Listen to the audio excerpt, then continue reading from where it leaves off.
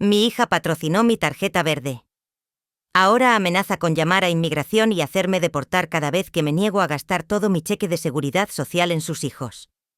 Pensaba que me tenía atrapada, una anciana indefensa dependiente de su misericordia. No sabía que el pasatiempo desordenado que hacía en su sótano era una forma de arte invaluable, y que los hilos que intentaba cortar eran los mismos que usaría para tejer su ruina. Mi nombre es Eulalia Moreno y tengo 70 años. Mis manos, ahora nudosas con los primeros susurros de artritis, conocen el lenguaje del algodón y el hilo mejor que el idioma inglés. Soy una mujer de origen mixteco, nacida y criada en un pequeño pueblo en la costa de Oaxaca, México, donde el aire está espeso de sal y las historias de nuestros ancestros.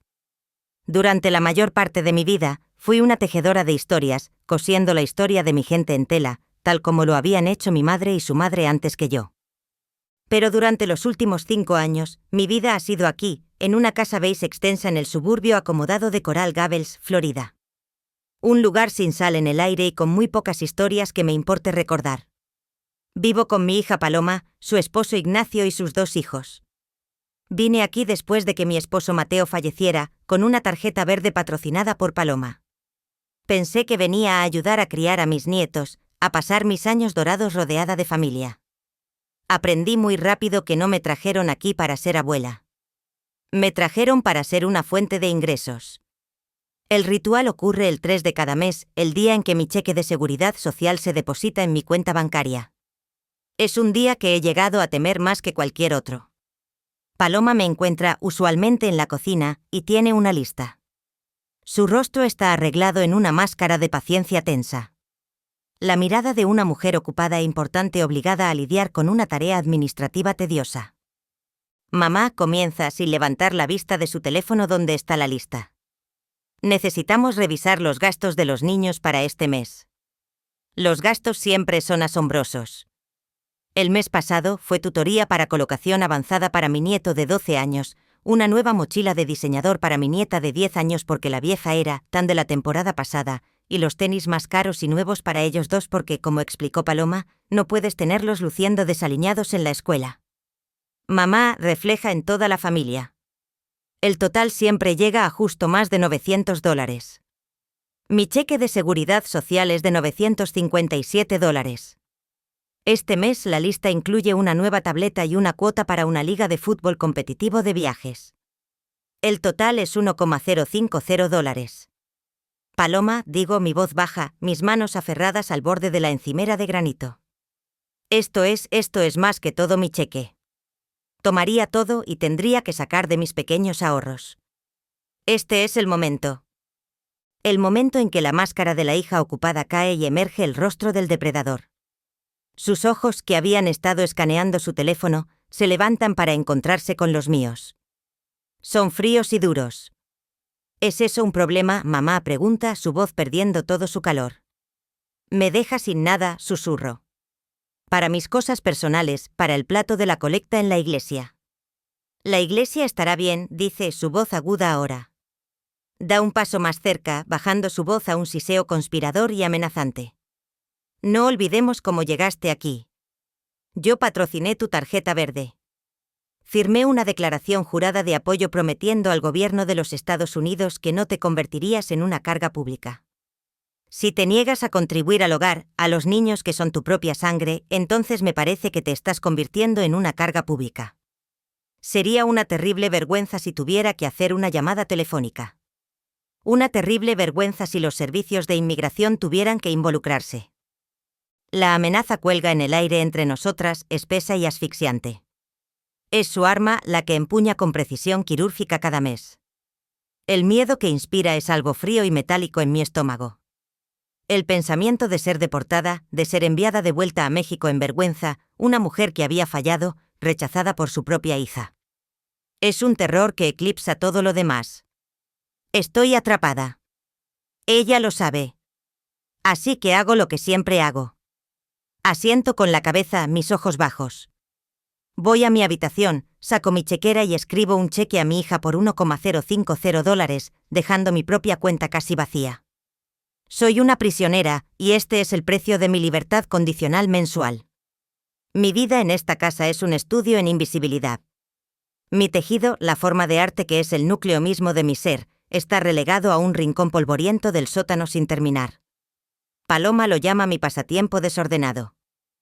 Las telas vibrantes, los patrones intrincados, las historias esperando ser contadas son una ofensa a su estética limpia y minimalista.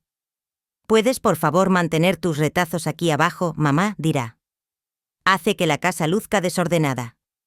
Así que me siento en el sótano húmedo y frío, mis manos viejas luchando en la pobre luz, y coso. Coso las historias de mis ancestros, el dolor de mi presente, las oraciones quietas y desesperadas por mi futuro. Mis tejidos son mi único confidente.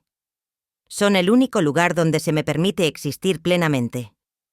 Ignacio, mi yerno, es un socio dispuesto en esta crueldad. Él es quien a menudo identifica las necesidades. Oye, Paloma, dirá en la cena, ¿viste el precio de ese nuevo campamento de codificación para Pablo? Deberíamos inscribirlo, y me mirará con una rápida mirada expectante, y sé que deberíamos significa yo. Son un equipo unido en su explotación. Creen que tienen todo el poder. Tienen mi tarjeta verde, mi dependencia financiera, mi miedo. Me ven como una anciana simple y sin educación de la costa, alguien que puede ser fácilmente controlada. Ven mis tejidos como trapos sin valor. No tienen idea de que las historias que coso no son solo historias del pasado. Son historias de supervivencia. Y no saben que las mismas manos que pueden unir un hermoso tejido también pueden, cuando se las empuja demasiado, meticulosamente, pacientemente, coser un plan para la liberación. El frágil equilibrio de mi servidumbre, el ritmo sombrío y predecible de mi extorsión mensual, se rompió con 2 palabras: Academia Brookwood. Sucedió en una noche de domingo. Paloma e Ignacio me llamaron a su sala familiar, un espacio cavernoso con un televisor del tamaño de mi antigua puerta principal. Tenían un aire de excitación nerviosa, del tipo que la gente tiene cuando está a punto de anunciar algo que cree maravilloso, pero que sabe que es profundamente egoísta. Mamá, siéntate, dijo Paloma, palmeando el sofá de cuero junto a ella. Tenemos noticias increíbles sobre los niños. Me senté, mis manos dobladas en mi regazo, un familiar sentido de temor enroscándose en mi estómago. Ignacio y yo hemos estado hablando, comenzó, su voz llena de un entusiasmo fabricado. Y hemos decidido que las escuelas públicas aquí simplemente no son suficientes. Las clases son demasiado grandes. Los recursos son limitados. Nuestros niños merecen lo mejor. Merecen una verdadera ventaja en la vida. Entonces Ignacio intervino, incapaz de contenerse. Los hemos inscrito en la Academia Brookwood. ¿Puedes creerlo? Es la mejor escuela privada en el estado. Conocí a Brookwood. Había visto sus imponentes puertas de ladrillo y sus céspedes perfectamente manicurados en mis raros paseos con ellos. Era un lugar para los hijos de doctores, de abogados, de dinero viejo de Miami. La matrícula que había oído era astronómica. Eso es maravilloso para ellos, dije, mi voz baja. Son niños muy inteligentes. Lo son, estuvo de acuerdo Paloma, su sonrisa ensanchándose. Y aquí es donde entras tú, mamá. Así es como puedes ser parte de asegurar su futuro. Deslizó un pedazo de papel a través de la mesa de café pulida. Era la factura de matrícula de la Academia Brookwood. Miré el número al final de la página, y sentí que el aire salía de mis pulmones. Era un número tan grande, tan imposiblemente fuera de mi alcance que parecía un error de impresión. Hemos calculado las finanzas, dijo Paloma, su voz adoptando un tono práctico y sin tonterías. Ignacio y yo podemos cubrir alrededor de 2/3 si realmente apretamos el cinturón, pero vamos a necesitar tu ayuda con el resto. El resto era una suma que era más que todo mi ingreso anual de seguridad social. Paloma, susurré, mi voz temblando, yo no puedo. Esto no sería solo mi cheque cada mes. Esto tomaría cada centavo de los pequeños ahorros que tu padre me dejó. Me dejaría con nada. Sería completamente indigente. La sonrisa desapareció del rostro de Paloma. El calor se evaporó de la habitación. Su expresión se endureció en la familiar máscara fría de su crueldad. No creo que entiendas lo que está en juego aquí, mamá, dijo, su voz baja y peligrosa. Esto ya no se trata de tus cosas personales. No se trata del plato de la colecta de la iglesia. Se trata del futuro entero de tus nietos. Se trata de darles una vida que nunca pudiste soñar. Pero me arruinaría, supliqué, lágrimas brotando en mis ojos. No tendría nada. ¿Y si me enfermo? ¿Y si necesito algo? No necesitarás nada, espetó. Vives en nuestra casa. Comes nuestra comida.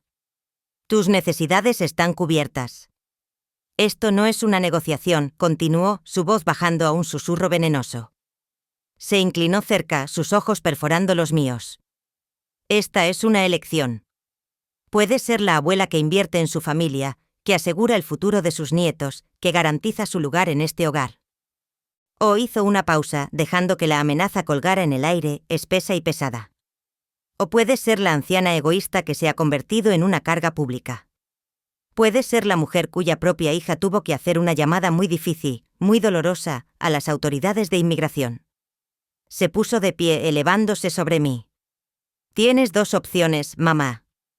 Puedes contribuir al futuro de tus nietos, o puedes estar en un avión de vuelta a México con nada más que la ropa que llevas puesta. Es tu elección. Déjame saber qué decides por la mañana. Se dio la vuelta y salió de la habitación, Ignacio siguiéndola en silencio como una sombra. Me senté allí en ese sofá de cuero frío, la factura de matrícula, una sentencia de muerte en la mesa frente a mí. Este era un nuevo nivel de crueldad. Esto no era solo una extorsión mensual. Era una demanda por toda mi vida, mi pasado y futuro enteros. Me estaba pidiendo que me borrara financieramente, que entregara los últimos vestigios de mi independencia.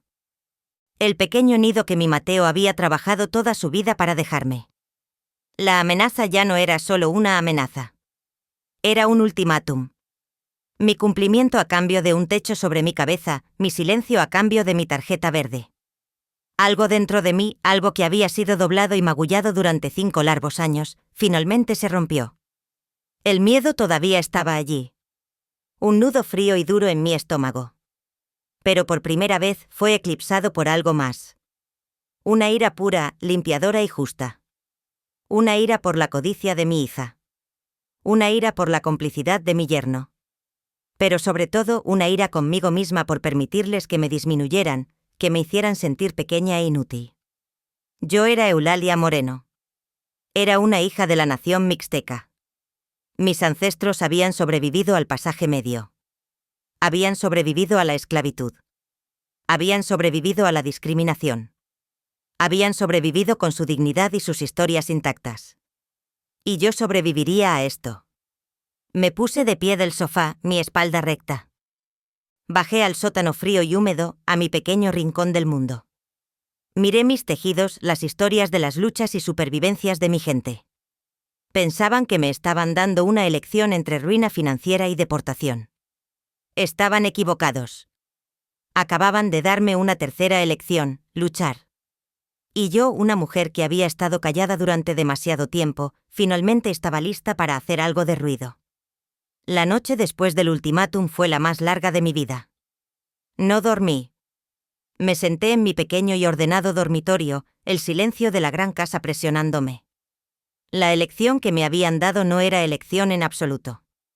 Era una sentencia de por vida de una forma u otra. Darles mis ahorros sería entregarles la última llave de mi alma, convertirme en un verdadero fantasma en su hogar, completamente dependiente de sus caprichos. Rechazar sería enfrentar la humillación de la deportación. Ser enviada lejos en vergüenza. Mi mente corría buscando una ruta de escape, un tercer camino. Pero me sentía atrapada, impotente. Ellos tenían toda la ventaja. Tenían la casa, el dinero, la ley parecía de su lado. En las horas oscuras de la madrugada, cuando la desesperación era más espesa, sentí un impulso desesperado y primal de conectar con la única parte de mí misma que todavía se sentía completa, mi oficio. Bajé al sótano, a mi rincón polvoriento. El aire era fresco y olía a tierra húmeda. No planeaba coser. Solo buscaba refugio. Comencé a ordenar mi pequeño espacio, una energía nerviosa e inquieta moviéndose a través de mí. Ordené mis telas. Organicé mis carretes de hilo. Y entonces mis dedos rozaron una pequeña caja de cartón olvidada metida en un estante. Era una caja de patrones viejos y recuerdos, cosas que no había mirado en años. La abrí. Encima de un montón de recortes de periódico descoloridos, había una pequeña y elegante tarjeta de visita. La tarjeta era de cartulina crema gruesa. En ella, en letras en relieve, estaban las palabras doctora Celestina Ruiz, curadora de arte folclórico y vernáculo, Colegio de Arte y Diseño de Miami. Un recuerdo distante y nebuloso surgió. Era de 6 años atrás, justo antes de que Mateo falleciera. Una pequeña galería local en Oaxaca había organizado una exposición sobre cultura mixteca y habían pedido exhibir 2 de mis tejidos de historias. Había estado tan orgullosa. En la apertura, una mujer negra alta y elegante con ojos amables e inteligentes había pasado mucho tiempo mirando mi trabajo. Se había presentado como la doctora Ruiz. Había hablado de mis tejidos con una reverencia y comprensión que me habían sorprendido. No había visto un pasatiempo desordenado. Había visto historia, arte narrativo. Señora Moreno, había dicho presionando la tarjeta en mi mano. Su trabajo es extraordinario. No es solo artesanía. Es arte narrativo invaluable. Si alguna vez considera vender su trabajo, o si alguna vez necesita algo, por favor no dude en llamarme. El mundo necesita ver esto. Me había sentido halagada, pero nunca lo había considerado seriamente. Mis tejidos eran mis historias, no mi negocio. Había guardado la tarjeta y la había olvidado. Miré la tarjeta en mi mano. Un pequeño y frágil destello de una idea, una esperanza desesperada e imposible, comenzó a brillar en la oscuridad de mi mente. Sabía que no podía hacer esto sola. No era una mujer del mundo moderno. No sabía sobre galerías de arte o curadores. Necesitaba una guía, un puente. Mi mente inmediatamente fue a la Madre Eulogia, una anciana en mi iglesia en Coral Gables. Era una mujer de inmensa sabiduría y gracia, una directora de escuela jubilada que navegaba el mundo con una confianza quieta e inquebrantable. Entendía nuestras raíces mixtecas, pero también entendía cómo funcionaba el mundo fuera de nuestra comunidad. Ese domingo después del servicio, pedí hablar con ella en privado. Nos sentamos en una pequeña oficina junto al salón de fellowship y le conté todo. Expuse toda la historia fea, desde la extorsión mensual hasta el ultimátum de la escuela privada. Hablé de mi miedo, mi desesperación y la vergüenza que me estaba comiendo viva. La Madre Eulogia escuchó, su rostro una máscara de indignación creciente. Cuando terminé, no ofreció lástima. Ofreció fuerza. Eulalia, dijo su voz un ronroneo bajo y poderoso. El pecado no es tuyo. La vergüenza no es tuya para cargar. Pertenece a ellos. No les dejaremos hacerte esto. Entonces le mostré la tarjeta de visita. Le conté la historia de la exposición, de las palabras de la curadora. La Madre Eulogia tomó la tarjeta y la miró, una sonrisa lenta y brillante extendiéndose por su rostro. Eulalia, dijo, sus ojos brillando.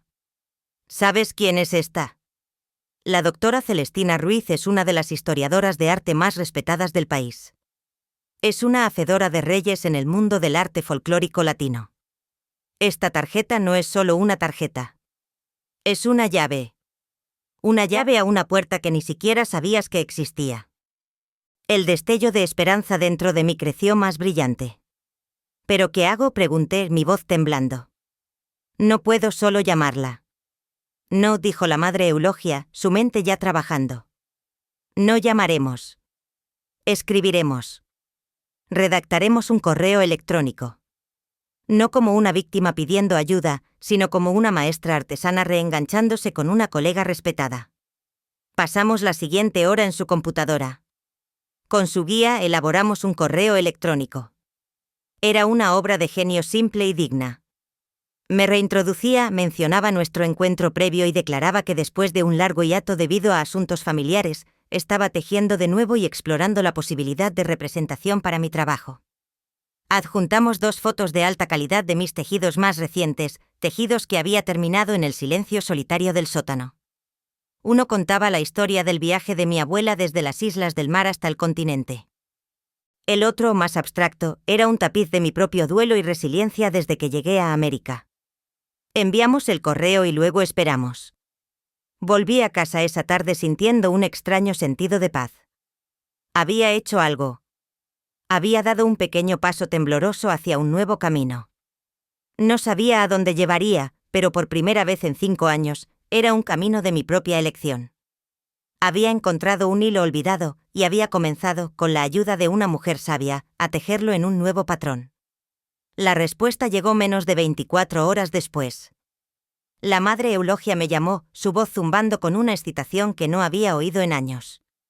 Eulalia respondió. La doctora Ruiz respondió. El correo de la curadora no era solo cortés. Era estático. Recordaba mi trabajo vívidamente, llamándolo inolvidable. Estaba horrorizada de aprender que había estado viviendo tan cerca sin su conocimiento y que había dejado en gran medida de tejer. Descartó la idea de una simple representación como insuficiente.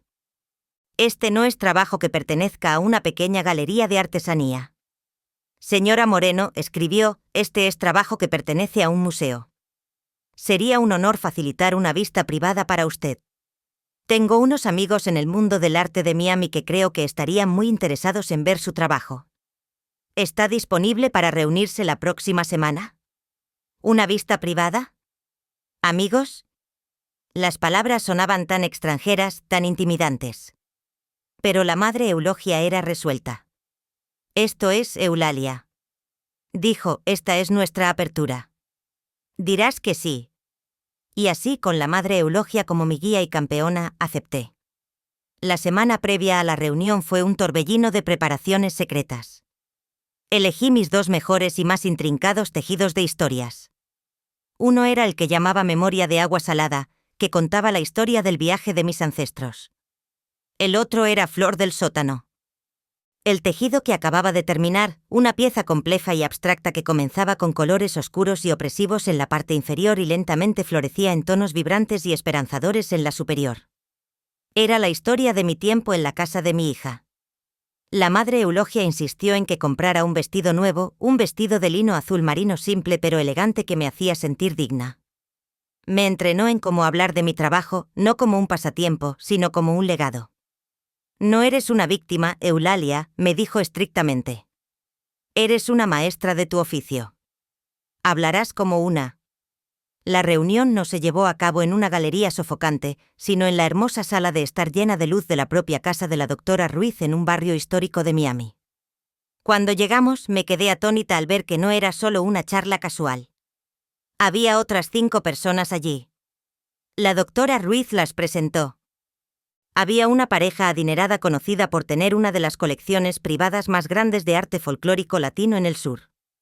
Había un representante del Museo de Arte de Miami y 2 dueños de una prestigiosa galería que se especializaba en arte textil. Mis manos temblaron mientras desenrollaba mis tejidos en una mesa grande y limpia. La habitación cayó en silencio. Por un largo momento el único sonido fue la inhalación colectiva y quieta de aliento. No solo miraron los tejidos, los vieron. Vieron la historia, el arte, las almas cosidas en cada pedazo de tela. La doctora Ruiz me pidió que hablara y, canalizando la fuerza de la madre Eulogia, lo hice. No hablé de mi hija, mi miedo, mi tarjeta verde. Hablé de mi tatarabuela. Hablé del significado de los símbolos, el lenguaje de los colores, las historias de resiliencia y fe que estaban tejidas en los patrones. Hablé no como una víctima, sino como una narradora, una guardiana de la llama. Cuando terminé, la habitación estuvo en silencio de nuevo por un momento. Entonces el coleccionista adinerado, un caballero distinguido y mayor, habló, su voz gruesa con emoción. Señora Moreno, dijo, en mis 40 años de coleccionar, rara vez he visto trabajo de este poder y significado. Es una obra maestra. Y entonces ocurrió lo impensable. Se volvió hacia su esposa. Debemos tener memoria de agua salada, dijo. Cualquiera que sea el precio. El dueño de la galería habló a continuación. Sería un honor representarla, señora Moreno. Nos gustaría comprar Flor del sótano para nuestra colección personal y estamos preparados para ofrecerle una exposición individual este otoño. La mujer del Museo de Arte dio un paso adelante y el museo, dijo, estaría muy interesado en adquirir una pieza para nuestra colección permanente. Estaríamos preparados para ofrecerle una comisión. La habitación estalló en un torbellino de ofertas, de elogios, de respeto. Estaban hablando de números que hacían girar mi cabeza, números que pertenecían a un mundo diferente. Estaban hablando de mí, Eulalia Moreno, la mujer cuya propia hija la veía como una carga inútil, como un tesoro nacional. Me quedé allí, mi corazón latiendo, mis ojos llenos de lágrimas. Estas eran lágrimas no de sorrow, sino de una validación profunda y abrumadora. Me veían. Realmente me veían. Para cuando dejamos la casa de la doctora Ruiz esa tarde, todo había cambiado. Tenía un contrato firmado con una prestigiosa galería. Tenía un cheque en mi bolso por la venta de mis 2 tejidos, un cheque que era por más dinero que todos mis ahorros de vida, y tenía comisiones para 3 tejidos más que traerían aún más. Ya no era una dependiente. Era una artista profesional y celebrada. En el camino a casa, la madre Eulogia estuvo en silencio por un largo tiempo. Entonces se volvió hacia mí, sus ojos brillando con una luz feroz y triunfante. «El arma que usaron contra ti era tu percibida inutilidad, Eulalia», dijo. «Acabamos de desmantelar esa arma pieza por pieza. Ahora es tiempo de construirte una fortaleza». Sabía que tenía razón. Mi nueva vida estaba comenzando a tomar forma. Una vida que nunca había imaginado. Tejida de los mismos hilos de la vida que habían intentado destruir. Ya no estaba solo tejiendo las historias de mis ancestros. Finalmente, a los 70 años, estaba comenzando a tejer la mía propia. Los meses entre la vista privada y la apertura de mi exposición fueron un borrón de creación secreta y gozosa. Mi rincón del sótano fue transformado. Con mis nuevos recursos compré las mejores telas, los hilos más finos, una silla ergonómica adecuada y una lámpara de luz diurna que bañaba mi espacio de trabajo en una luz limpia y brillante. Trabajé con un fervor que no había sentido en años, mis manos seguras y estables, mi corazón lleno. No solo estaba completando comisiones. Estaba tejiendo mi declaración de independencia. La exposición se tituló Hilos de una matriarca, los tejidos de historias de Eulalia Moreno. Las invitaciones diseñadas por la galería eran elegantes y discretas. Una fue enviada a la casa de mi hija en Coral Gables, dirigida al señor y señora Ignacio López. Paloma vio la invitación y se burló. «Oh, mira», dijo, tirándola en la encimera de la cocina. «Oh, la iglesia de mamá está teniendo una pequeña feria de artesanías para ella. ¡Qué pintoresco!».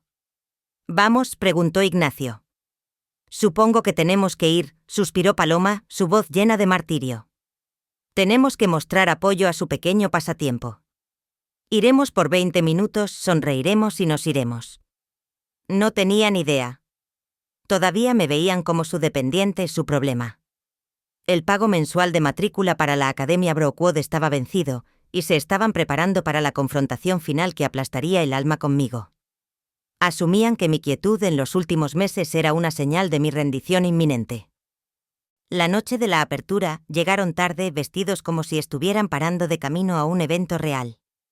Entraron en la prestigiosa galería de Miami, esperando ver unos cuantos de mis tejidos colgando en un sótano de iglesia.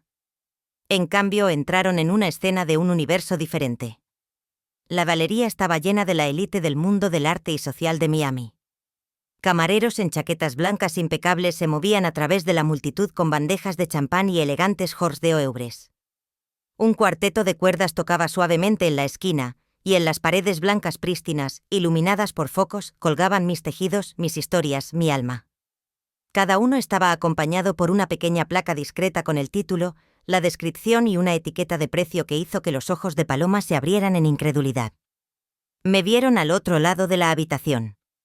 No era la mujer encorvada y silenciosa que conocían de su casa.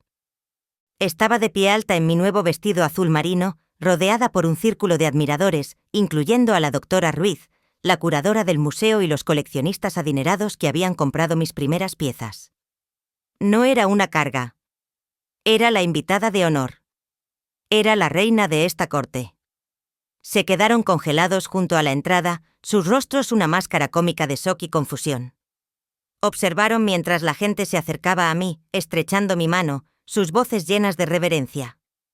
Vieron los pequeños puntos rojos de vendido junto a casi cada tejido en la pared. Estaban presenciando en tiempo real la demolición completa y absoluta de su percepción de mí. La mujer a la que habían estado chantajeando por sus últimos dólares era en realidad una artista celebrada cuyo trabajo se vendía por decenas de miles de dólares por pieza. El golpe final devastador vino en el clímax de la noche. La doctora Celestina Ruiz subió a un pequeño podio para dar un discurso.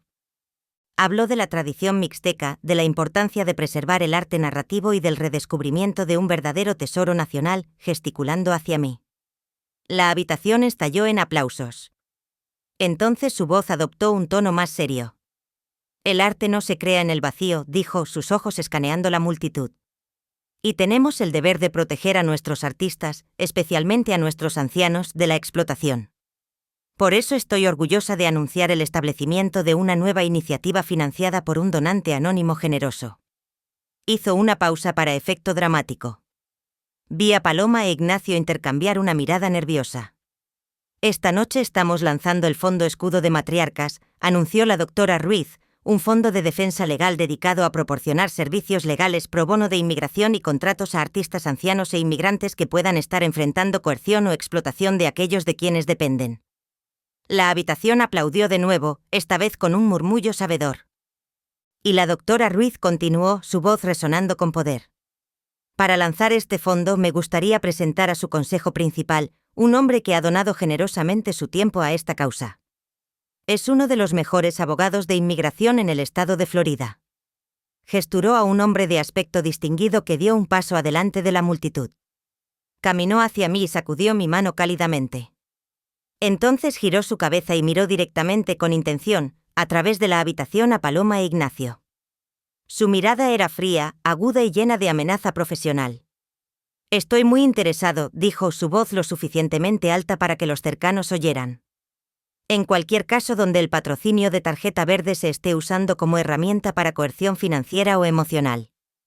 Muy interesado, en efecto. En ese momento el arma de Paloma, la que había sostenido en mi cabeza durante 5 largos años, no solo fue desmantelada.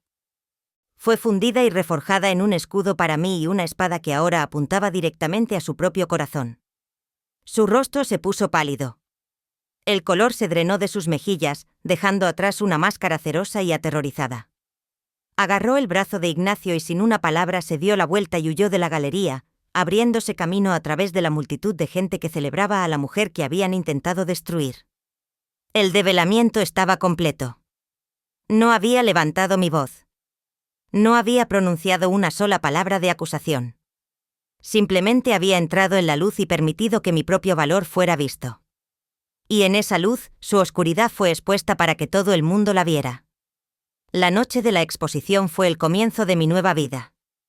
La fortaleza de la que la madre Eulogia y yo habíamos hablado ahora estaba completamente construida.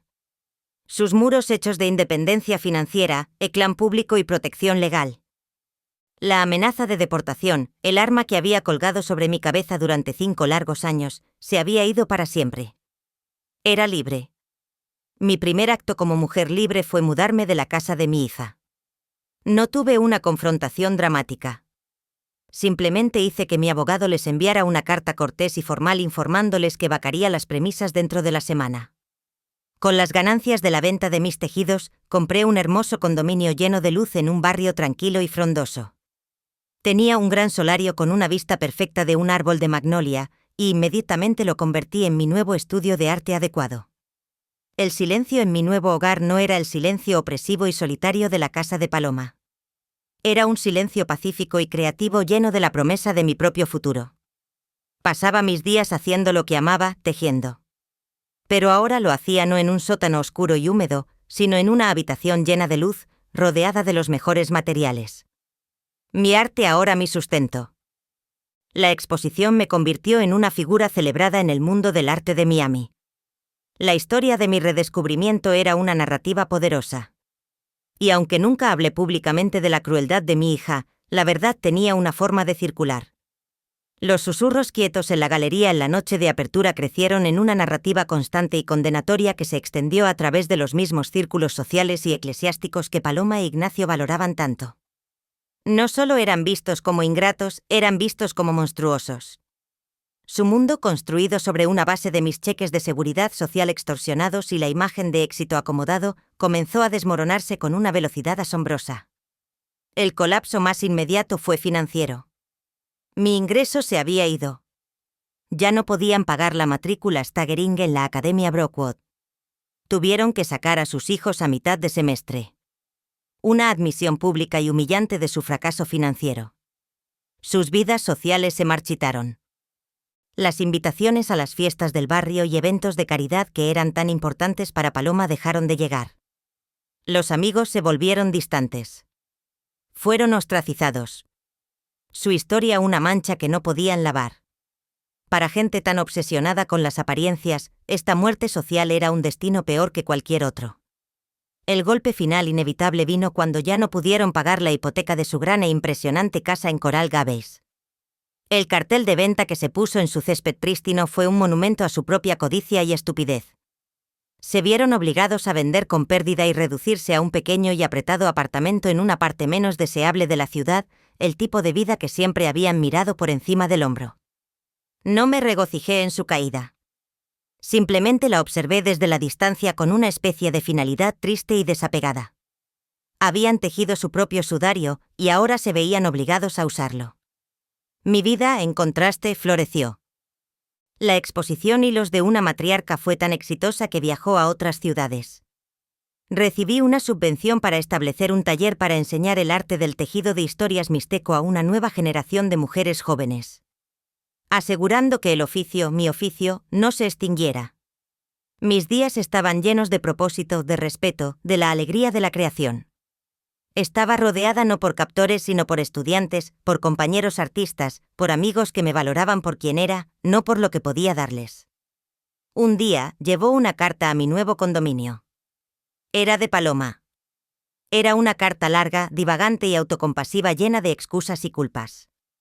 Terminaba como sabía que lo haría, con una súplica por dinero, una petición para que les ayudara a ponerse de pie de nuevo. Leí la carta y no sentí nada. Ni ira ni lástima, solo un sentido quieto y final de cierre. No respondería. Caminé a mi estudio inundado de sol. Un nuevo tejido estaba en mi marco. Una pieza vibrante y gozosa que representaba a una mujer de pie sola en una orilla, mirando a un mar amplio y abierto. Los hilos eran brillantes, los patrones audaces. Era la historia de mi propia liberación. Mis manos, una vez herramientas para su supervivencia, ahora eran instrumentos de mi propio arte, mi propio legado. Tomé mi aguja, la plata brillando en la luz de la tarde, y hice la puntada final. La historia estaba completa y por primera vez en décadas sentía que finalmente era mía, tejida con paciencia, hilos de lucha y bordes de esperanza. Sin embargo, al mirar atrás y al mismo tiempo proyectarme hacia adelante, comprendí que mi viaje no había terminado con la liberación de las cadenas emocionales y financieras que me ataban. Para profundizar en esta narrativa y asegurar que el mensaje de empoderamiento y resiliencia resonara aún más fuerte, me propuse expandir cada hilo de mi experiencia en algo que pudiera ser compartido, multiplicado y sembrado en otras vidas. Después de establecerme en mi condominio en Coral Gables, un edificio blanco con balcones floridos que daban al rumor constante de las palmeras, encontré en el arte del tejido mixteco no solo un refugio personal, sino un puente hacia otras almas. Al principio ofrecía pequeños talleres en el salón comunitario, pero pronto entendí que podía ir más allá. Amplié mi propuesta para incluir seminarios sobre independencia financiera, especialmente dirigidos a mujeres mayores inmigrantes, muchas de ellas con historias marcadas por la dependencia económica y el silencio forzado. Compartía mi historia de manera anónima en grupos de apoyo, no por vergüenza, sino para que las oyentes se concentraran en las enseñanzas más que en mi persona. Hablaba de cómo un pasatiempo aparentemente modesto, casi invisible para el mundo moderno, podía transformarse en una fuente de poder económico y emocional. Recuerdo decirles, cada puntada es un acto de resistencia, cada patrón que creas es un mapa hacia tu independencia. La madre Eulogia, con su voz profunda y su mirada que parecía leer el alma, se convirtió en mi CEO facilitadora.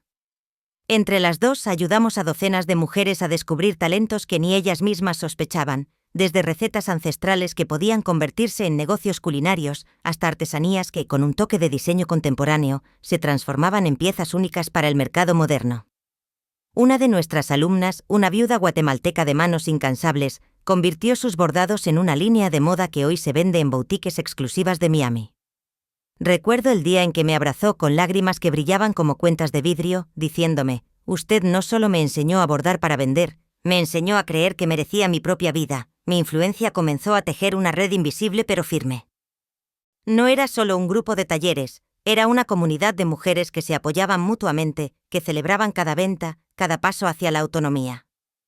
Pronto artistas contemporáneos se acercaron para colaborar. Mezclamos el tejido tradicional con elementos digitales, hilos que conducían luz LED, patrones que interactuaban con sensores y proyecciones, creando instalaciones vivas que se exhibieron en museos internacionales de arte contemporáneo. Nunca olvidaré la primera vez que vi a turistas japoneses fotografiándose junto a un telar que había diseñado con eulogia, uniendo siglos de tradición con la tecnología del siglo XXI. Mientras tanto, la historia con Paloma e Ignacio seguía su propio curso. Su caída, inevitable como la lluvia que arrastra las hojas secas, los obligó a enfrentar la magnitud de sus acciones. Escuché rumores de que Paloma, en un intento por recomponerse, buscó terapia para lidiar con su culpa. Ignacio, siempre más reservado, se retiró de la vida pública. Años después recibí de Paloma una carta breve, casi tímida, en la que pedía disculpas. No era una confesión completa ni un acto de reparación, pero era un gesto. La acepté con gracia agradeciendo su valor para enviarla, aunque decidí no reabrir puertas que ya había cerrado con hilo fuerte. Hoy, a mis 70 años, mi vida se ha convertido en un tapiz vivo y en constante expansión. Viajo a México con frecuencia, no solo para reconectar con mis raíces, sino para seguir aprendiendo técnicas olvidadas en pequeños pueblos donde las abuelas tejen historias en cada prenda. Mentorías a jóvenes artistas, participación en ferias culturales, y hasta la publicación de un libro ilustrado sobre el arte narrativo mixteco que, contra toda expectativa, se convirtió en un bestseller en círculos culturales y académicos, en cada viaje, en cada taller, en cada página firmada. Siento que las cuentas emocionales que un día estuvieron en rojo ahora no solo están equilibradas, sino multiplicadas. Mi legado se extiende como un telar sin fin, inspirando a generaciones futuras a no subestimar el poder de sus propias manos y corazones. Cada puntada que doy hoy no cierra una herida, abre un horizonte. Y en ese horizonte veo a otras mujeres, algunas que aún no conozco, recogiendo la aguja, el pincel, la receta o la idea que las llevará a escribir su propia historia de libertad, porque la verdadera independencia no es solo económica ni social, es el reconocimiento profundo de nuestro valor inherente y la decisión consciente de tejerlo día a día, en el tejido de la vida cotidiana.